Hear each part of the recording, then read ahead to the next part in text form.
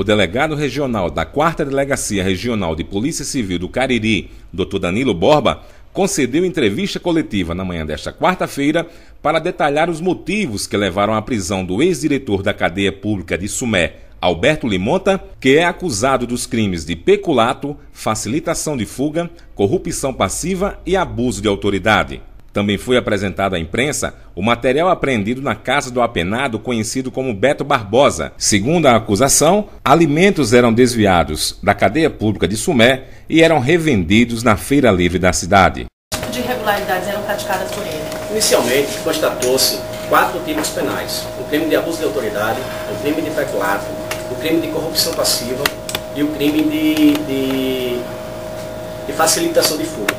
Tá certo? Todos esses tipos penais foram devidamente titularizados diante de todas as oitivas que ocorreram pelo então delegado que presidiu o feito, o Dr. Rodrigo, e por mim também como delegado regional.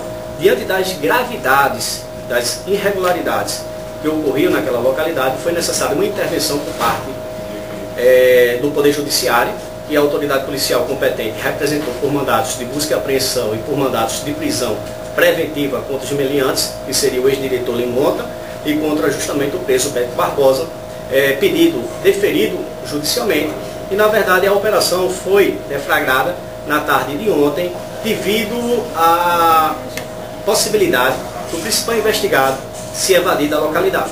Que irregularidades eram? O que ele fazia na prática? Na verdade, a Secretaria Penitenciária mandava mensalmente vários tipos de alimentos, como charque, ovos, óleos de cozinha, e esses alimentos não eram servidos aos presos.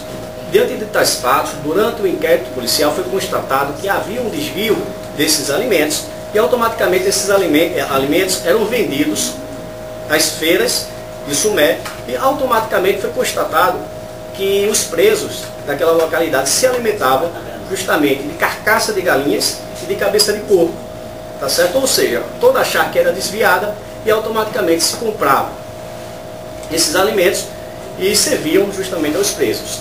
Tudo isso foi devidamente constatado, inclusive a Polícia Civil cumpriu o mandado de busca e apreensão na residência do Beto Barbosa e constatamos fardos de alimentos que pertencem justamente à cadeia pública de Sumé. De que forma ele extorquia os presos? Na verdade, se exigia dinheiro aos presos para se obter a liberdade. E na verdade, esses presos já tinham a liberdade diferida judicialmente. E o que é que acontecia? Se pedia esse dinheiro com o intuito de conceder a liberdade aos presos, e automaticamente esses presos em si chegavam a pagar esse dinheiro, e como já se tinha a ordem judicial pela direção, ele justamente só fazia efetivar a ordem judicial. Também havia facilitação de fuga? O que foi constatado que um dos presos, que é o Beto Barbosa, vivia constantemente dentro, ou melhor, vivia constantemente fora da cadeia. Ele tinha livre acesso à cidade de Sumé. Ou seja, se um preso está no regime fechado, devendo se encontrar recolhido na cadeia e não se encontra, há uma facilitação de fuga por parte do ex-diretor Limonta. Automaticamente, aí a gente caracteriza o dolo eventual. Ele assumiu o risco que esse preso, Beto Barbosa, viesse a fugar, caracterizando assim um crime de facilitação de fuga previsto no Código Penal.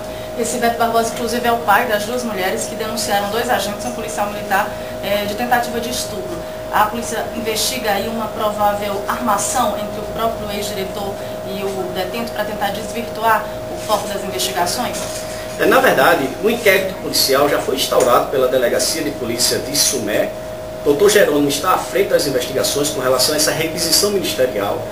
Todo o procedimento está sendo devidamente esclarecido, mas a gente estranha, tá certo, que o principal investigado, o ex-diretor Limonta, já estava sendo investigado há 15 dias antes desse fato do provável abuso sexual das adolescentes, e há essa possibilidade, mas eu deixo claro para a sociedade que o procedimento inquisitorial está sendo devidamente instaurado e tudo isso será devidamente esclarecido.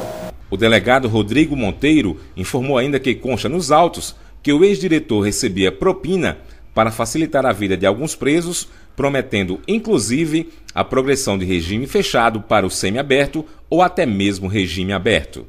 solicitação de um pagamento de R$1.000 e outra solicitação outro preço de um pagamento de 500 em troca de alguns benefícios processuais a serem concedidos aos mesmos. Que tipo de benefícios? Em suma, seria uma progressão de regime, de um regime fechado para um regime semiaberto. Ele oferecia isso, em troca, extorquia o dinheiro. A solicitação que consta nos autos desses valores era em troca desses benefícios. Os presos declararam que ele solicitou esses valores e algum valor chegou a ser até pago de R$1.000 e ele não conseguiu tal benefício.